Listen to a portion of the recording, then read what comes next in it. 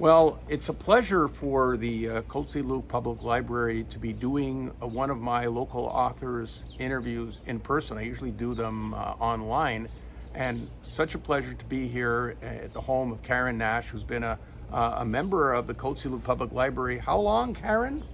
For over 30 years. Okay. Even when I was in university and high school, that's where I used to go to study. All right. And then even after I got married and I started reading, Yeah. the library was my second home. All right. Well, shout out to Janine West, our fabulous librarian, who was kind enough to tell me about Caryn's new book, and I couldn't put it down. It was really quite remarkable.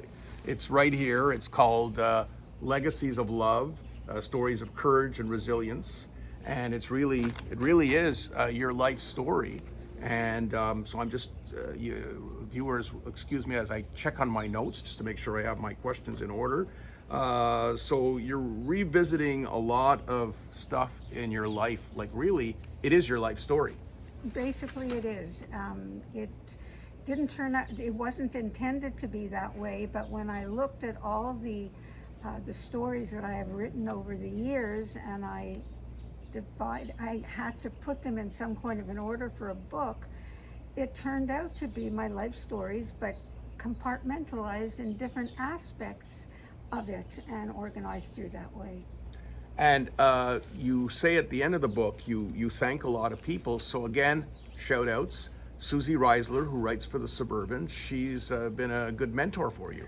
It's amazing. After I start journaling, and I knew I wanted to do more with my writing, and I don't have any writing background. I was never, writing was the furthest thing from any idea of doing anything with, let alone write a book. And I started journaling, started that, and I was a member of Cummings, and I saw Write About It. And Suzanne was really my mentor, and I learned so much from her, and a lot of my stories come from her classes that I've obviously expanded upon for the book, because in a class there's a limited amount of time and words per story, but she really taught me how to write. Yes. And yeah, I mean, it really was really a terrific story. And as I move along, why did you decide to write a book? As I'm writing all these stories, this happened about 10 years ago. I've gone through a lot of transformations in my life, a lot of challenges and tragedies, if you want to call them that. And I decided to start writing them down. I used to dream I would write them down. And when I joined the Montreal Tourist Center about 20 years ago, and my spirituality opened up, my heart opened up to God and more so spirituality than religiosity. And I felt the need that I had to share my stories with other people because of what I learned from them. And it was an ongoing process that I kept learning. Even as a child, I kept learning. I didn't know it at the time, but a lot of my childhood experiences really are the basis for who I've become and how I built on my strengths and learning how to deal with challenge or adversity and turning negative into positive with my attitude. I've always had a very positive attitude, and I think that's helped a lot in resolving a lot of issues and moving forward. How long did it take you to write this book? Well, I started writing with Suzanne, and I wrote with her for about 4 years. And on the basis of her classes, she has a topic each time, and each person writes a story based on that topic, whether it's about sensations or whether it's about story arc or whether it's about different words. And all the people in the class personalize that those instructions to their story. And I had accumulated a lot of stories over the years, and I said I had to get this out. I had to do something with it. It's too meaningful, but it was overwhelming, and I didn't know where to go with it. And I started looking online, and I took some online learning classes, writing classes. And among them, I connected with a very special writer, life coach and mentor, who I mentioned in my acknowledgements, Janet Lynn Morrison. And after the 5-day course, she let out another email that says, anybody, wanting a little bit more, I have other courses. And I reached out to her, and we became personal friends. And I sent her some of my work, and she was amazed. She said they were wonderful stories. And one of the big problems I had that she pointed out to me is I had enough material there for 3 books. Yeah. And I didn't know how to organize it into anything cohesive. So this is the first book we decided that I was going to write, and I have 2 more in the making, the second of which I've already started. Okay. I've already started. I don't know if it's going to be a part 2, a trilogy, or whatever. Yeah. But there's so much in there, and there's so much that I haven't yet gotten to write about. But she was amazing. Okay. So it's a very personal book. There's truly very, very deep stories in your life that involve other people. Like you said, there's highs, there's lows. Did you consult with all the family members who are, mentioned in this book, in great detail, from your husband to your children to others?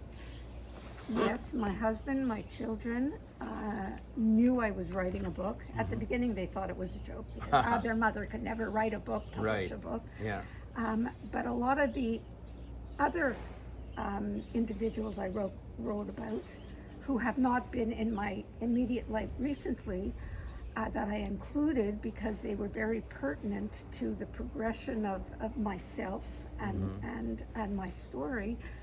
I think I treated them with respect and only wrote about the effect on me.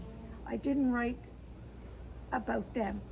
I wrote how my interaction with them affected me and my actions, my personal growth, and how I dealt with the situations. And as a matter of fact, my ex-sister-in-law, I wrote about my divorce in great detail. And my ex-sister-in-law, who's a psychologist, a PhD, does a lot of articles, she called me personally to say how impressed she was about how I dealt with such a sensitive situation. Because believe me, during the time it was a lot more messy than I wrote it. But I wanted to give everybody in that book, whether they had a positive or negative effect on me, the purpose was not to put them in any negative light. The purpose was to show others how you can deal with non-optimal situations and make it as optimal as you can. Turn it into something good. And I'm still convinced that when anything bad happens, something good arises out of it somehow, whether it's my spiritual belief or whatever. I really believe that, and this has happened to me many times over and over again. You have a deep connection to Cote-Saint-Luc, and you talk a lot about that in your book. What does Cote-Saint-Luc mean to you? Cote-Saint-Luc, I moved to Cote-Saint-Luc when I was 6 years old, and my house is the house I grew up on is very strategically located. It's now the corner of Cavendish and Fleet, And at the point we moved in, there was a dead end. There was no Cavendish underpass right across the street. There was a golf course near there. The golf course was on Pinedale. That's right. There was a golf course on Pinedale. There was Fleet ended at Pinedale, and Cavendish ended before my house. And Fleet went all the way through. There wasn't all these overpasses and underpasses. And across the street where the Cavendish underpass is now, was a community center. Yeah. The way the community center were then, there was a little shack. In the summer there was a little park, and in the winter there was a skating rink. Yeah, hard to believe. And right across the street, and I was, and as in one of my stories said, I played hockey with the boys' Little League hockey team in Cote-Saint-Luc. You talk about the book, you were a tomboy. I was a tomboy, always a tomboy. Yeah. I think I'm the eldest, and my father was always very sports oriented, and he wanted me to do boy stuff. So he put a hockey stick in my hand, he put a baseball in my hand, we rode bicycles. I was always very, very athletic, and because of I went to a Hebrew day school for my elementary years, and because I went to what is now Solomon Schechter. It was at that time, it was Charzine Academy. We had to be bused there, and as was the case at that time,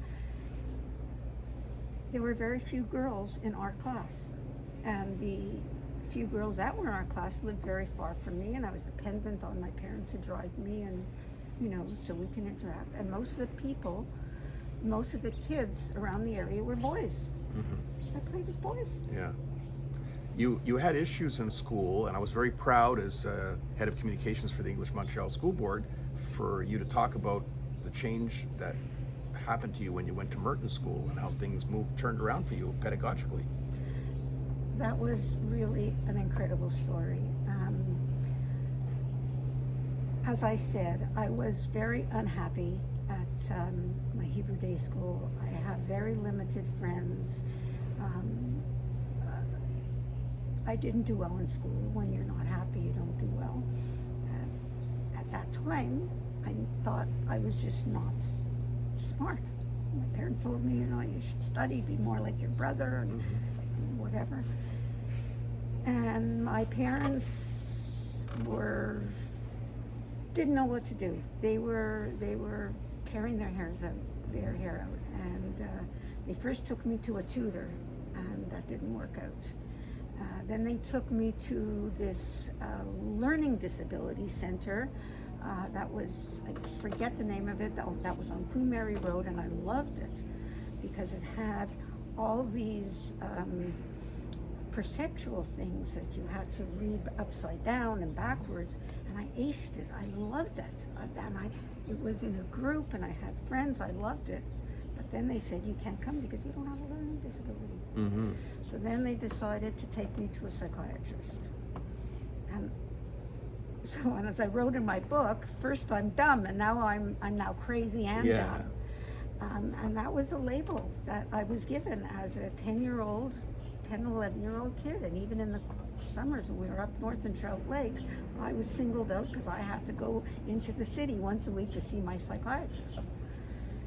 To make a long story short, I think that was the first epiphany I had on the insight I had about myself. Because for years I'm telling my parents, please send me to Merton School. We lived across the street. I see the kids walking through a field. There was no houses across the street. There was a shortcut across the field. I just I would yearn to be there and be part of them. And nope, you have to go to this school, your brother and sister are going to this school, and blah, blah, blah. You need your Jewish education, and etc.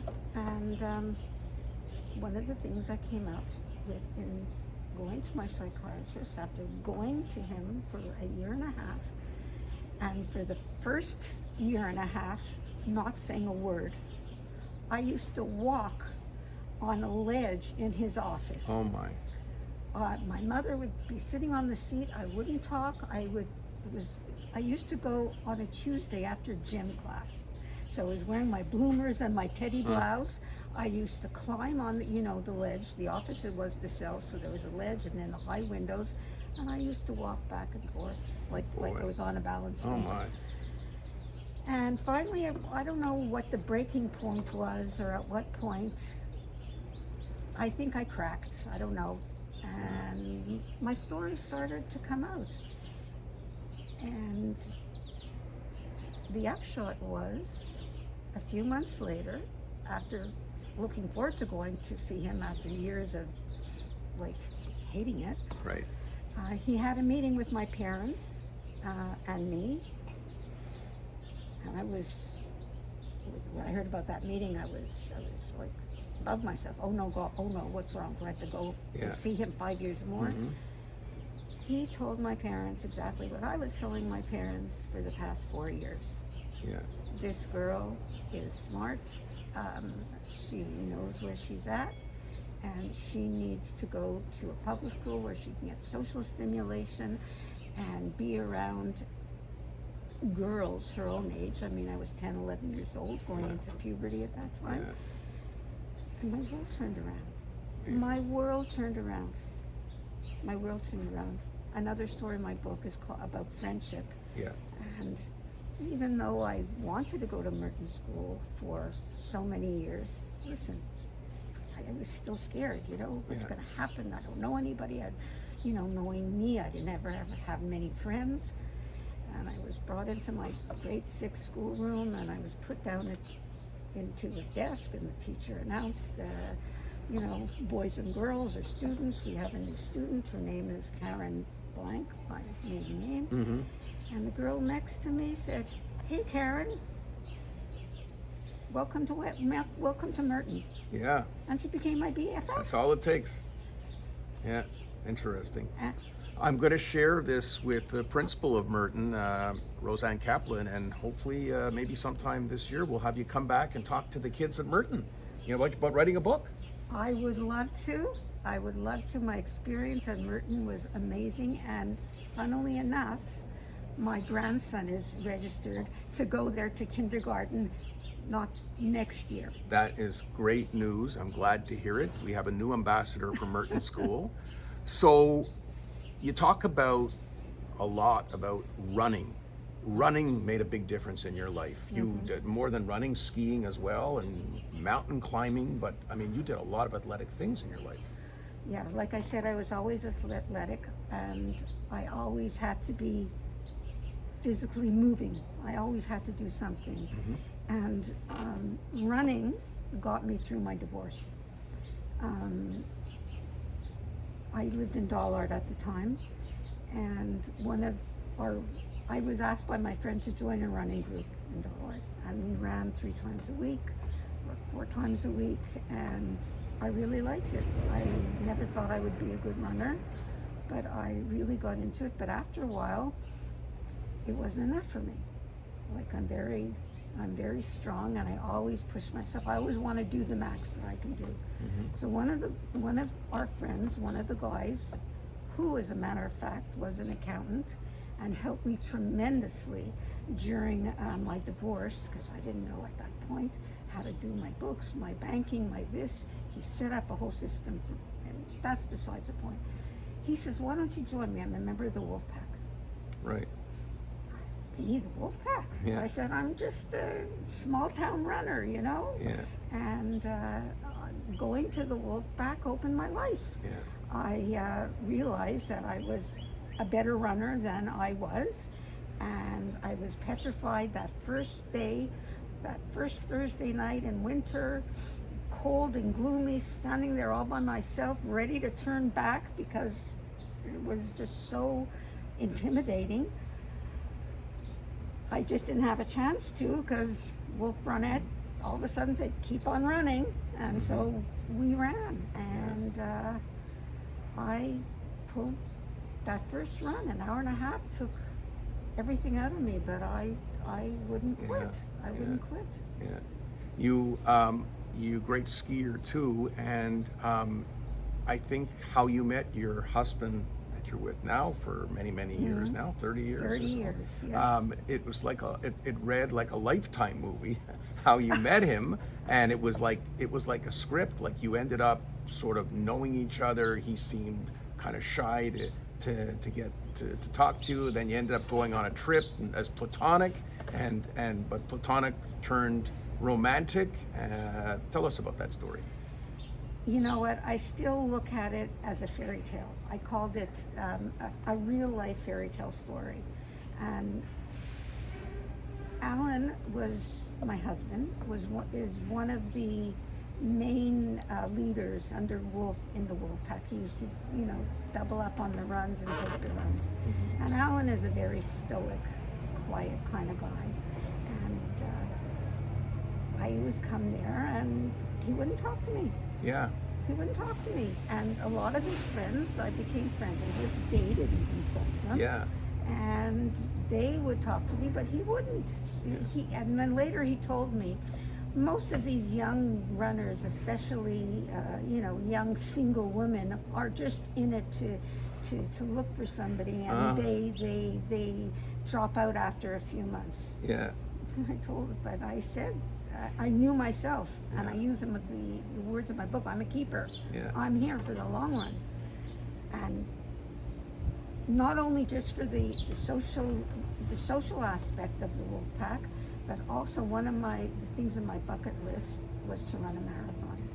And I knew in my dollar group that would never happen, and with the Wolf Pack, it would happen.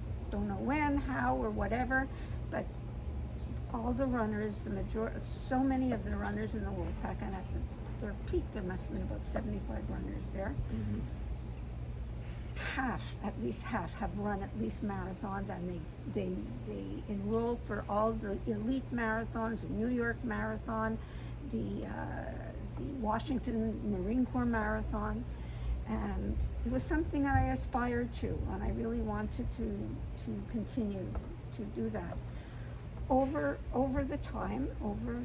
the months, Alan saw that I was a keeper, and one of the things I loved about the Wolf Pack is it didn't matter if you're single, married, divorced, young, old, you were part of a family. And we did a lot of social things together. One of the things, every Thursday night, a small group of us would go out to eat. We always had a kiddish after the run on Sunday at the Y.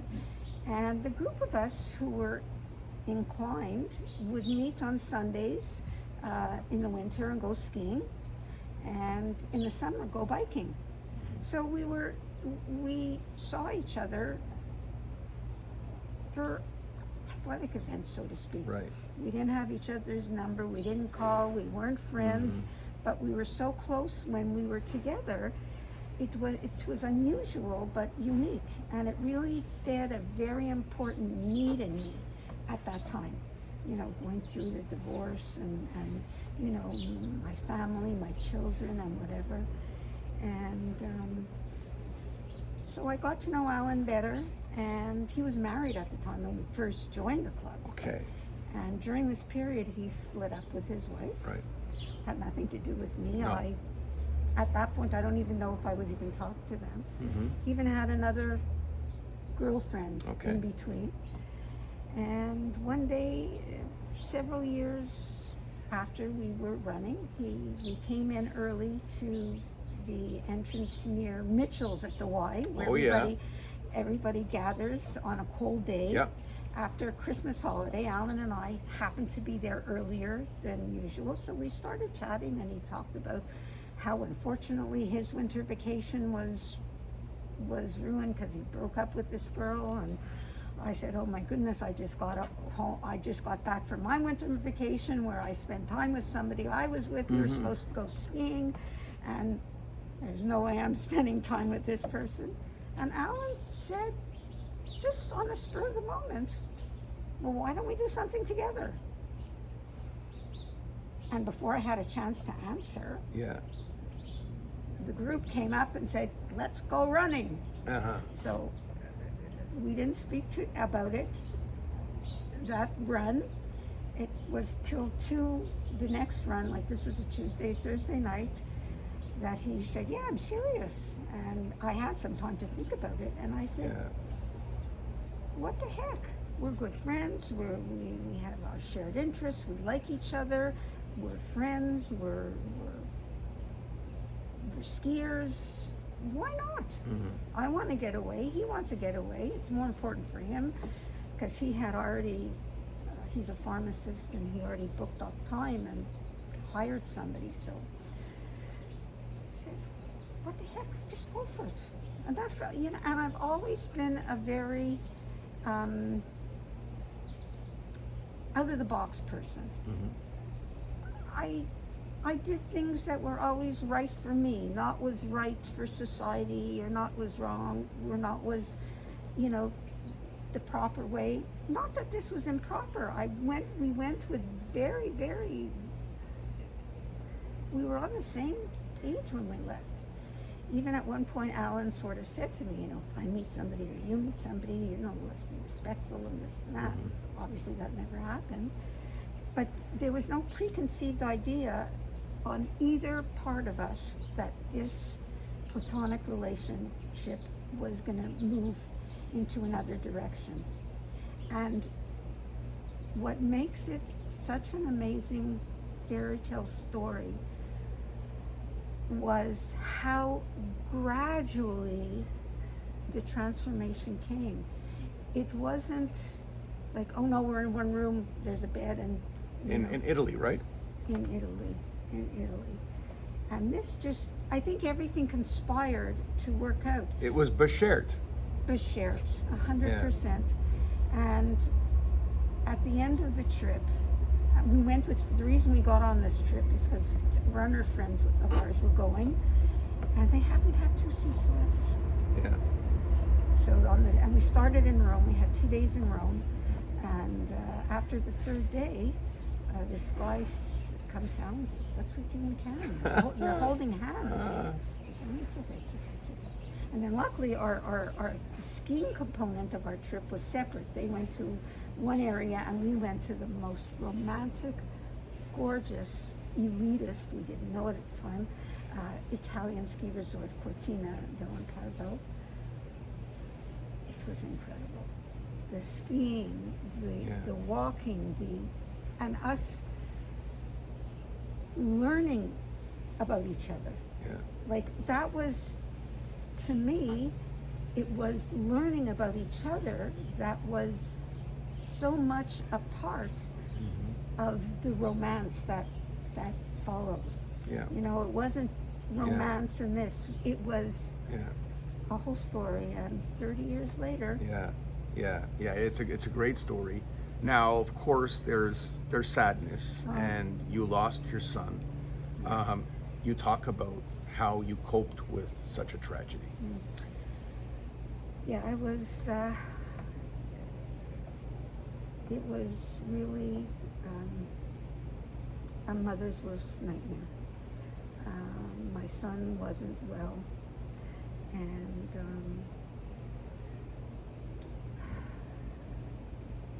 we weren't that close. He lived far away, and we weren't. And I was always very straight with him. Okay, I was always above board, and I wouldn't. And certain things he demanded were really against my own values, and I stuck to my own values. And his father did not. He went to live with his father when he was 13 against my better judgment. And unfortunately, he blamed me for the divorce for many years. And he and his father became buds, as opposed to father and son, and did a lot of things. And was disrespectful of me. And one thing that's very important to me for my children, even when Alan moved here, the first thing I said to my children is, you don't have to like him, you don't have to love him, but you have to be respectful. And when Stuart wasn't respectful, I said, I'm sorry, I demand respect. To make a long story short, he passed, and I was devastated. And I was the one that had to tell my daughter. My ex didn't even call to tell me. Wow. He had my other son call me at 11 o'clock at night. I was in the country. I got in my car and I came home. And first thing I went in the morning was to speak to the rabbi. Right. What do I do? Never mind that it's a this was a Friday night, so it was a Shabbos. Right. So never mind that I didn't know what to do. I mean, yes, I lost my father, I lost an aunt, but this is a son. Yeah. The rabbi was amazing. I got there at 7 o'clock in the morning. I knew he'd be there doing governing and classes. And he says, there's nothing you can do till after Shabbos. There's nothing you can do till after Shabbos. So from there I went to tell my daughter, because she didn't know. And what can I tell you? Yeah. It was sadness at its greatest. Yeah. Anyways, I put myself together because that's what I do. And I went to synagogue and I spent the afternoon and family was over and whatnot. And in the afternoon, after Shabbos, it was winter, it was December, so the rabbi told us who to call, how to get everything done. And most of the things, his funeral was carried out with my rabbi the way, with our belief, basically because my ex-husband was in another world, and so out of it, he didn't realize, because if he realized afterwards, he's told me, we wouldn't have done it that way. And it was very, very comforting to me. Even during the Shiva, the rabbi was really, even the rabbi was so comforting and so supportive of my ex. He would sit in front of my ex. My ex would cry and cry and cry and say, why this, why him, why this? And me, I cannot tell you the depth of my pain, but the one thing I had learned in my years as becoming a spiritual person was that our lives are preordained and controlled by God. I mean, we don't have free will, we can go whatever. And through my life, I didn't listen to him and I got really thrown against the wall and ended up coming back and learning through my mistakes. And so I didn't ask why, because I could never get an answer, and that only would give me more grief. So I was very stoic and strong, and greeted everybody, the funeral, the Shiva, whatever. They would all leave. I would go into my room and cry for hours. And I don't know, it's not written in my book, but 5 years prior, my husband lost his daughter. Oh my. Yeah, he lost his daughter. Oh my gosh. And I remember she lived in Vancouver, and I remember afterwards he was going through his grief. And men obviously have a different makeup and deal with grief and all emotions very differently than women. And he's not very emotional. He doesn't show his emotions that much. But I remember at one point he said, "You'll never know what you cannot never ever know what I'm going through." So at one point, after Stuart passed, I don't know how long after, I said, "I know." Now you know. I know You what have to you be in went those through. shoes to really know it, unfortunately. Absolutely. But, you know, I'm a very empathetic, caring person, and I provided him for that support then. And when I look back on it, I maybe did know what he was going through. Obviously, it's different with your own, Yeah. but I knew the emotions that a parent would go through. And but Hashem works in miraculous ways. And a month after the Shiva, I became ill, and I was very sick. I initially thought my ex was sick during the Shiva. I thought I caught something, but I also have long-standing colitis, and so that's where it manifested. And I finally went to the hospital, and they told me, I have good news for you and I have bad news for you. And the good news is that it isn't your colitis, and the bad news is that you likely had pancreatic cancer. Oh boy. Yeah, and I read about that. And I worked in the medical field. I worked in the oncology department at the Siegel Cancer Center, worked with pancreatic cancer, worked with end-stage cancer patients, was in chemo, was with patients doing a lot of quality of life support and research on quality of life, and through end-stage cancer. And when it really hit me when the doctor he told me all of this, you're going to be referred to this and have whatever.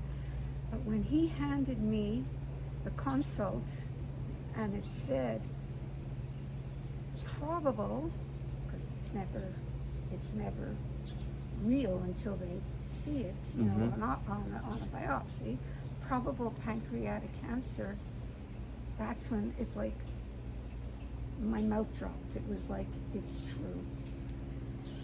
The next few months, I went through invasive medical testing because I needed to have what's called a Whipple procedure, which is a very expensive surgery, a very long and expensive surgery. And your body has to be strong enough to be able to sustain all the damage that is done. Virtually, my whole digestive system was taken out and put back in a totally different way. And to this day, I don't eat the same. I don't have this, I don't eat, or my lifestyle or my eating habits are totally different.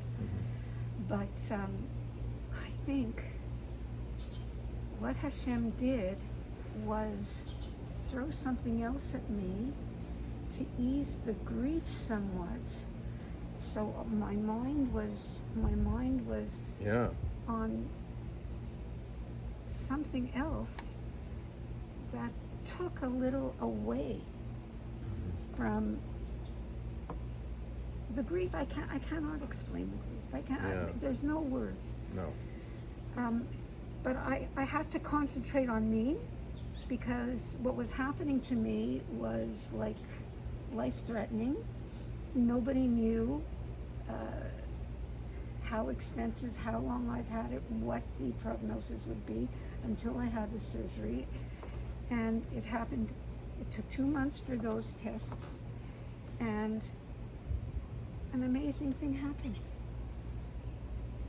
On Shabbos, because I was going to the hospital Sunday night, I get a call, long distance call, which I didn't answer because I don't use a telephone on Sunday Shabbos, from my brother. I hadn't spoken to my brother. Yes, that was another very remarkable part of the book. Yes, very touching. In 20 years. My brother, like I said, our family was an atypical family. Yes, and you explained that, which we won't get into detail. People have to read the book to see what you mean. Yes, and my brother lived his own life in Calgary, a loner, very distanced from our family, although I personally never had any particular issue with him. My sister, my parents, whatever, didn't, and I just had my own family and life to live, and Yeah. I never, Yeah. contacted him, and he couldn't be contacted either. My mother, after my father died, he didn't even come to my father's funeral. Mm-hmm. He was off the grid at that point, and we tried after that to get in touch. I called him back Saturday night after Shabbos ended, and through grace of God, he answered, because he never answered his phone. And he was living on disability, living in a subsidized home. Mm-hmm. He always had issues. Finally diagnosed as having bipolar, and finally, after his whole life, was being treated, had a doctor who was treating him, and he was living very basic. And to go on the internet, he had to go to the library. So he went to the library that weekend, and he saw through the obituaries that my son had passed away. This was December. We're talking the end of April. Mm-hmm. The beginning of April, the end of March, excuse me. He called me, and he called to, express his condolences for my son. And my son and my brother were very much alike. They were sort of black sheep, never did Right. things. Or a lot of our people in our Yeah. family are Yeah. like out of the box. Uh-huh.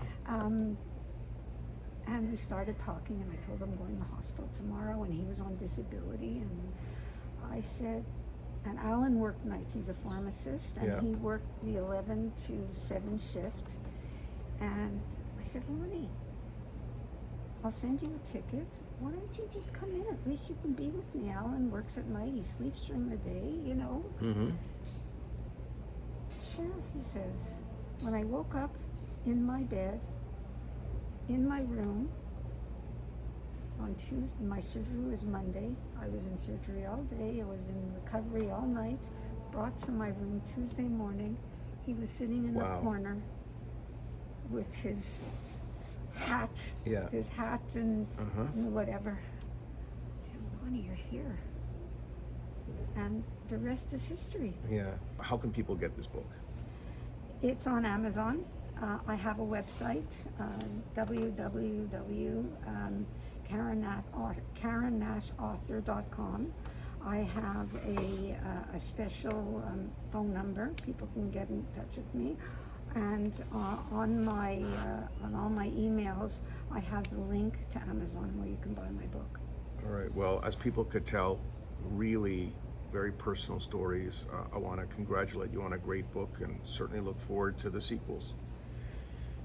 Thank you. God willing, I'm going to get over all my grieving and get on with my writing. My husband had a very terrible accident in November. Oh boy. Very, very bad accident. He's right now at therapy now. That's why he's not here now. Okay. So I'm caregiving him. So Yeah. it's been hard to get back to my writing. So I have Yeah. a second book in progress, and a third one that was planned earlier, and I have another book called Lonnie. Okay. Well, it's wonderful. Thank you very much for your time. Good luck. Thank you so much. Caryn Nash has been my guest.